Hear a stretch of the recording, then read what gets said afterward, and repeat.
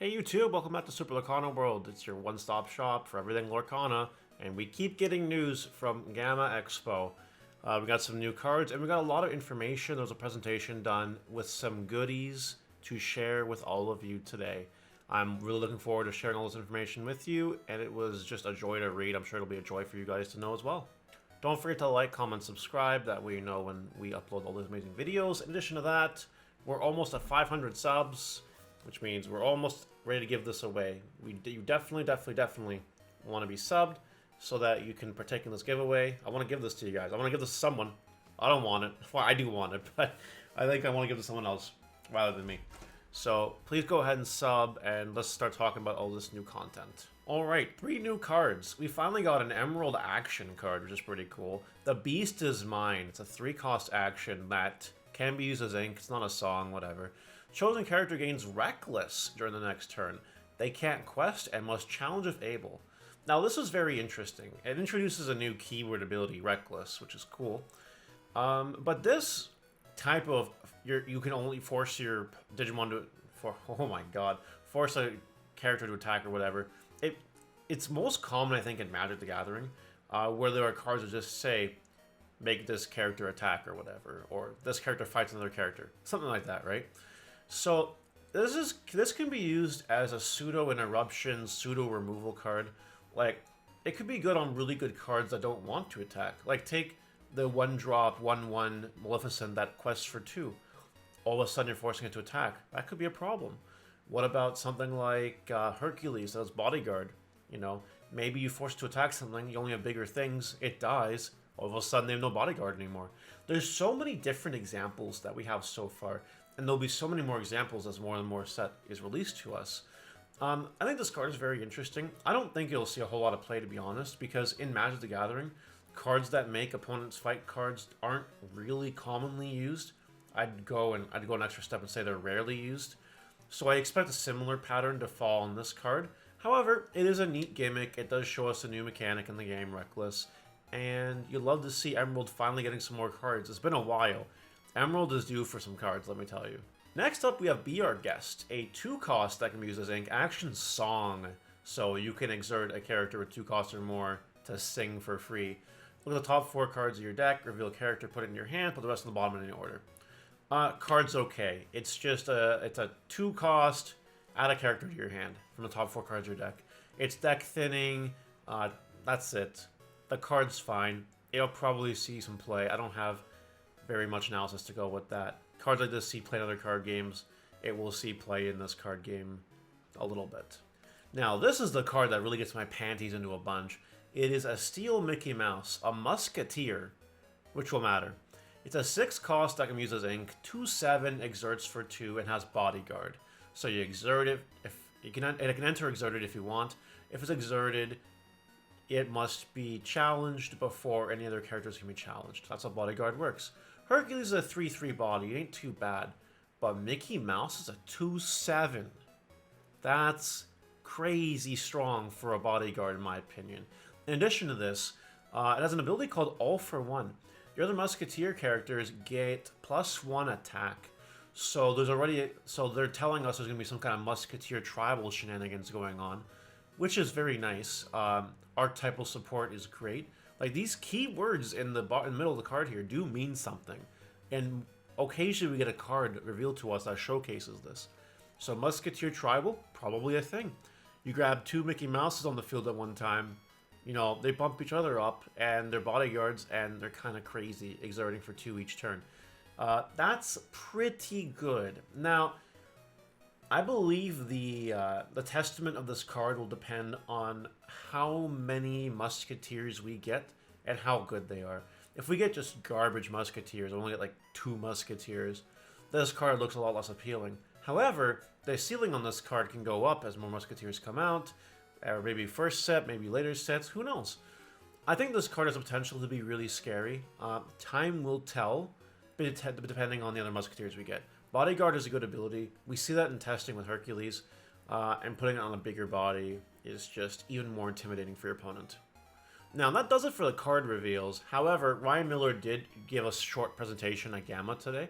And Lorcana Player neatly summarized all of it. So I'm going to use his tweet for reference. Shout out to this person. And shout out to Says Lorcana for doing the stream. So there are 20 unique cards in starter decks, some 2 ofs or 3 of cards. So that's really good. That's important. Why is that important? It's important because you only need to buy 2 starter decks. Because playsets are 4 of in this game, right? And if the minimum copies of a card per starter deck are 2, you only need a maximum of 2 decks to actually like combine the best cards together and build a really good budget deck. So that's actually good news. Some people were scared that it was like, oh, you only get 1 copy of certain cards per deck, you gotta buy 4. Well, luckily, it's only half of that. So, looking really budget for the people that want to play Lorcana on a budget, which is awesome. Each pack has at least 2 rare or higher cards, which we knew already. Packs also have a foil slot in any rarity. This we found out, so that's important. It means that anywhere from the commons to legendaries can be foil, like in Magic. Every card will have a foil version. Yep. Stores can choose to host leagues or tournament-style events and deal out.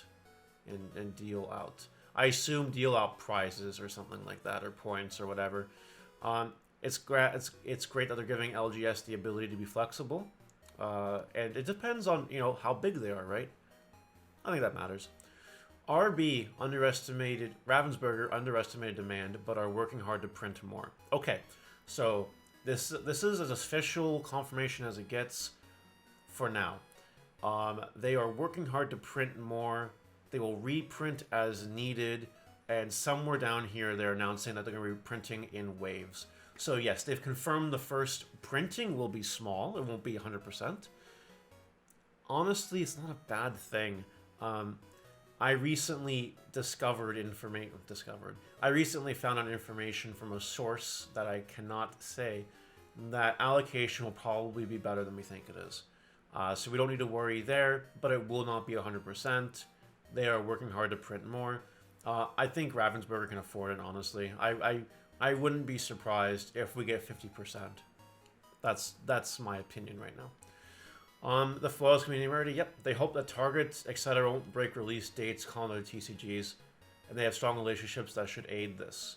So, I come from a Digimon source, and this happens in other games too. But Digimon and Bandai card games in the States, Targets and other stores are notorious for breaking street date. These packs that you can just find, you can find them sometimes weeks early, which is annoying for some people because, you can sell the cards for a lot of money, make some profit, make some cool stuff. It definitely puts you in an advantage if you find them. So that's a thing, and I'm glad that they're addressing it. Deciding on that first edition to discourage hoarding. That's a big thing. People that say the game won't have investable value, they're lying and they don't know how anything works. The reason for that is because it is the first chapter, and on release, booster boxes might be a little more expensive if they get bought out, depending on the quantity numbers. All hypothetical right now. But down the road, give it 5-10 years, assuming this game is successful, first chapter booster boxes will be worth more than the retail of 144. They will also be worth more than what TCG players are selling them for like 192. So maybe it won't be the biggest bang of your buck. Maybe it won't be $10,000 booster boxes. Well, maybe it will, but it's going to be a long-term profit. If you can hold it, you'll be fine. The league posters have stickers to track points.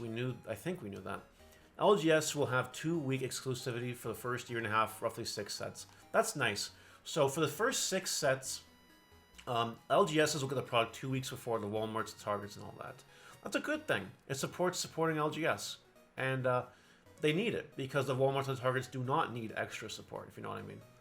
To open booster boxes, part of the packaging must be destroyed to discourage repacking, similar to Japanese Pokemon pull tabs. This is very interesting. I'm going to show you an example of this. Not exactly. So, over here we have a Digimon pack, right? Now, some booster packs you can just kind of open like this, right? You can kind of do that. Take the flap, open it like that. You can't do that with Digimon packs. There's actually a pull tab. You guys surely can't see that, but there's a pull tab here where if you pull it, that's how you open the pack. That way destroys the pack. You can't actually pull anything. We pulled. not a bad pack, actually. Anyway, booster boxes can do a similar thing. They could have pull tabs on the boxes, and if they do that, they can't be repackaged. So it's instant fraud support, basically, to say, no, you can't fraud people like that. No repackaging. Have a nice day. So that's a very good thing. Moving right along, they will have a consumer service team ramping up for card misprints and quality issues, which is good, because some card games are very bad at misprints and quality issues. Sometimes. Using multiple languages in the deck is okay, which is very, very nice. I like this a lot.